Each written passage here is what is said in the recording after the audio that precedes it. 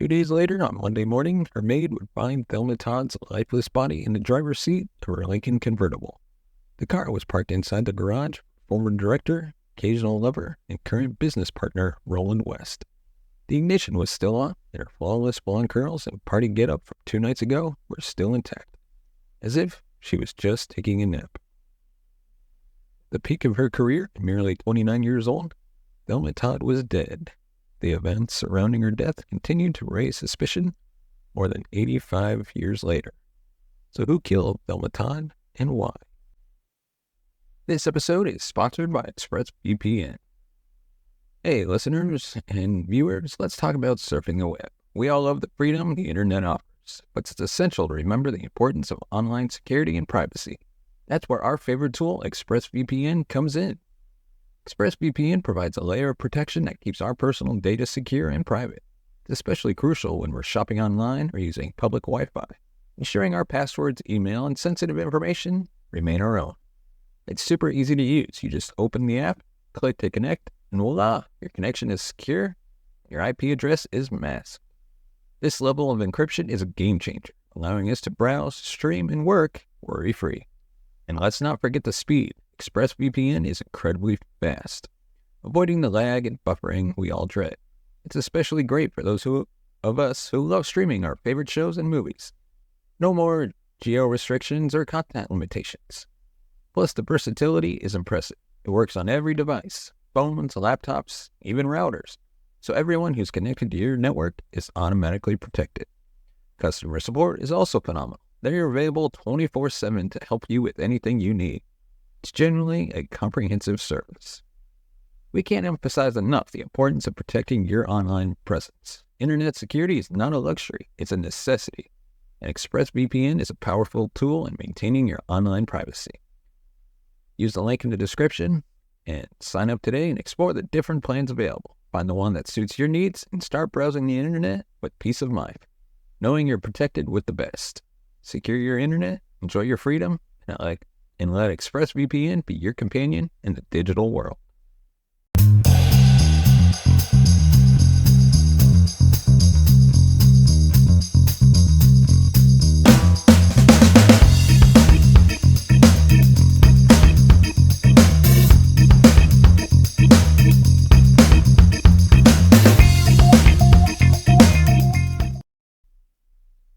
In this episode of Hollywood Homicide, we dive into the shocking death of Hollywood icon Thelma Todd. Accidental suicide, a crime of passion, or a mob hate cover-up. But before we dive into today's episode, we'd like to remind you can find us on Facebook, Twitter, Instagram, and TikTok. Just search the True Crime Never Sleeps podcast or use the link in the description. And without further ado, let's dive into today's episode. On the evening of December 14th, 1935, Hollywood starlet Thelma Todd was getting ready to party, donning a glamorous metallic blue sequin gown, a matching cape, a full-length mink coat, gorgeous heels, and about $20,000 worth of jewelry. Thelma entered the celebrity-studded Saturday dinner party at Trocadero Café. 2 days later, on Monday morning, her maid would find Todd's lifeless body in the driver's seat of her Lincoln convertible. The car was parked inside the garage of her former director, occasional lover, and current business partner, Roland West. The ignition was still on, and her flawless blonde curls and party get-up from 2 nights ago were still intact, as if she was just taking a nap. At the peak of her career, and merely 29 years old, Thelma Todd was dead. The events surrounding her death continued to raise suspicion more than 85 years later. So who killed Thelma Todd and why? Although she originally studied to become a teacher, Thelma's career path eventually ended under the Hollywood spotlight. It was her mom who convinced her to enroll in beauty pageants, and since Thelma didn't mind the extra cash, she obeyed. In 1925, when she was just 19 years old, Thelma won the title of Miss Massachusetts, and in representing her home state, she was spotted by a talent agent, and her career at Paramount Pictures began. To ensure she stayed thin and attractive, the production studio's manager, Al Roach, invented the so-called potato clause. That meant she had to keep her weight at a certain level, and if she gained more than 5 pounds, her contract would end immediately. Since Thelma had a bit of a weight problem, her mother started her on diet pills, which led Todd to develop an addiction. She was known to be a party girl who loved drinking and dancing. Thelma had a poor relationship with her father, who reportedly abused her. Unsurprisingly, that left her with daddy issues and led to her relationships with abusive and dangerous men. Her one and only husband, Paul DeSico, was a talent agent with connections to the underworld. After 2 years of one too many beatings, Thelma divorced him in 1934. She famously swore off alcohol after the divorce, but who knows if that actually happened. There are rumors that Todd had a relationship with one of his acquaintances, mobster Lucky Luciano, who, in addition to being an abusive lover, also got Thelma hooked on methamphetamines. Her star rose in the silent film era, but then sound films got into fashion, and Todd was able to showcase more of her comedic talent. However, Thelma was well aware that Hollywood starlets had a short shelf life, so she decided to start a business of her own. In August 1934, she opened Thelma Todd's Sidewalk Café in partnership with movie director and occasional lover Roland West.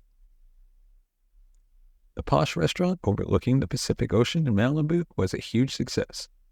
It attracted both the Hollywood elite and tourists hungry to catch a glimpse of their favorite celebrities. It is said that on occasion, Thelma would serve drinks and entertain guests herself. In terms of architecture, the building had 3 stories. Todd's Café was on the first floor. Both Thelma and her business partner / lover, Roland West, had apartments on the second floor. The third floor was reportedly unoccupied. In addition to the apartment above the cafe, West also had a house about 500 yards up the cliffside, where he lived with his wife, who was apparently unbothered by Roland's on and off affair with Thelma. Todd's body was discovered in his garage. On the evening of December 14th, 1935, Thelma attended a celebrity-studded dinner party at Trocadero Café dressed to kill. Her blonde curls impeccably styled, her sequin gown and luscious jewelry sparkling under the spotlight. Once there, she encountered none other than her ex-husband, who had brought a date with them. Some say he had a +1 just to make Thelma jealous. Witnesses at the party said the two of them got into a fight, but no one knows about what. Given that they often argue while they were married, no one was really surprised to see them fighting. Despite the run-in with her ex, however, Thelma was cheerful and happy throughout the evening. She even made a bet with some of her friends that she'd buy them free lunch at her cafe the next day, on Sunday. They could survive their hangover. At around 1:50 a.m., Todd asked theater manager Sid Grauman to telephone West and inform him she'll be on her way. That was necessary because West had told Thelma that if she was not back by 2 a.m., he would lock the cafe and go to sleep at his house, thus locking her out of her apartment. Despite the phone call, Thelma stayed at the party until about 3 a.m. Her driver then picked her up and dropped her off at her cafe around 4 a.m. However, unlike every other day when her chauffeur would walk her straight to her door, this time Thelma told him not to walk her home. What Thelma did after her driver left, whether she saw someone prior to her death, will forever remain a mystery. The next day, on Monday morning, Todd's maid, Mrs. May Whitehead, pulled up to the cliffside estate of Roland West next to his garage, where Todd kept her Lincoln convertible. As per usual, May's job was to drive Thelma's car down to the front of her cafe for the starlet to use. When Whitehead saw the silhouette of her employer in the driver's seat, she wasn't alarmed at first. She simply thought Todd must have fallen asleep. There was no traces of foul play to make her think otherwise. However, when she tried to wake her up, the maid realized Thelma wasn't moving or breathing. Her body was slumped on the wheel, her blonde curls as impeccably styled as the night of the party 2 days ago. Her gorgeous dress and mink coat still on her, the dazzling jewelry she wore still intact, and her purse right next to her. The engine wasn't running, the ignition was still on, yet there were 2.5 gallons of gas still left in the tank. Whitehead immediately notified the cafe's manager, who called the police. The initial coroner's conclusion was monoxide poisoning, since the garage was found closed while the car was running. He also stated that Thelma had been dead for at least 12 hours, but he later changed his theory, stating that she must have been dead behind the wheel all throughout Sunday. There were no signs of violence at the scene, but the examiner found bruises on her neck There was blood on her face, either from her nose or lip. The case was quickly ruled out as an accident as police theorized Thelma must have gotten cold, climbed the 270 steps to Roland's garage, and turned on her Lincoln to keep warm until the watchman made his early morning rounds and led her in her apartment. Her blood results showed lethal levels of carbon monoxide plus high levels of alcohol, so it all made sense. Until it didn't.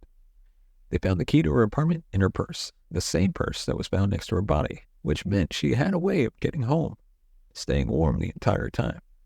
So why wouldn't she go straight home?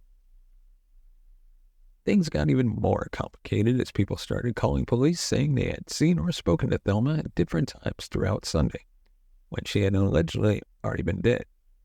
Socialite Martha Hayworth said she spoke with Todd on Sunday around noon to confirm her invitation to a party later that day. West's wife said she'd seen Thelma in her car with a man on Sunday.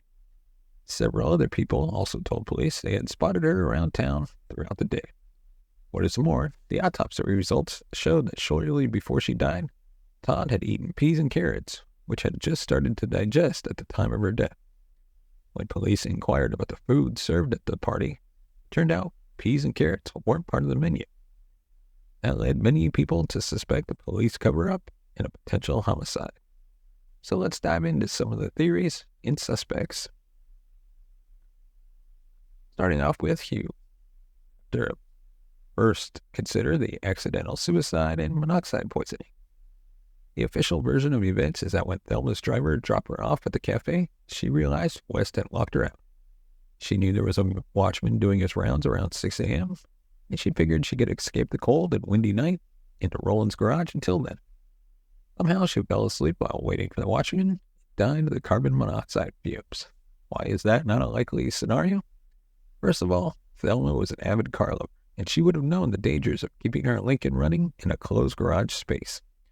Second of all, her impeccable hairdo and clean shoes didn't look like she had been climbing 270 steps and walking 500 yards in the wind on uneven ground. A policewoman actually did an experiment and climbed up the stairs wearing similar high heels to prove there should have been marks, dirt, and scratches on Thelma's shoes if that theory was correct. West later testified that he couldn't explain why Thelma wouldn't try to wake him up to get her home. He also said he heard his dog barking sometime in the early morning, but he didn't think much of it. The final argument against suicide, accidental or not, is that there were wrapped presents in the trunk of her car, which she had bought for her family for Christmas. And then we're going to take a look at Roland West.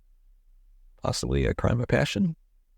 Despite his wife confirming West's alibi that he locked up the restaurant at 2 a.m. on Sunday and went to bed next door, many were still not convinced of his innocence. He was allegedly jealous of Thelma's many Hollywood relationships. Being a possessive and controlling man, he may have wanted her all to himself. Their ongoing fling was public knowledge for every socialite in town. In an interview with production studio's manager, Hal Roach, given almost 50 years after Thelma's death, when he was 90 years old, and the only survivor involved in the story, he offered a peculiar version of events. Roach said that the day after Thelma's body was discovered, 3 LAPD detectives came into his office and told him that after intense questioning, Roland West had confessed to killing Todd. The two of them had a small fight before she left for the party because she didn't want him to tell her when and where to go. West had locked her out to teach her a lesson. Sensing that there would be a scene with West, Thelma had told her driver not to walk her upstairs. According to Roach, West was waiting for Thelma inside her apartment, and they had another fight through the door. West didn't want her to go to so many parties, and in response, she told him she's heading to one right now. She was invited to a party later that Sunday. She climbed the stairs to West's garage, and he followed her. By the time he reached her, she was already inside her Lincoln, engine running. He then locked the garage and left. When he returned, he found her dead, and not wanting to be implicated, he closed the garage without locking it, and pretended he had nothing to do with it. The deputies went to Roach because they wanted to know what to do with West's confession. Roach didn't elaborate on his involvement in the cover-up, but hinted that there was one. The interviewers didn't stop there, however. Thelma's best friend, Sasu Pitts, had a son, Don Gallery. Don shared that his mother once told him an almost identical story of Todd's death.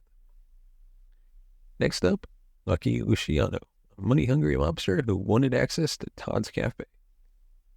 Luciano was a dangerous mobster involved in gambling, extortion, and prostitution in Los Angeles.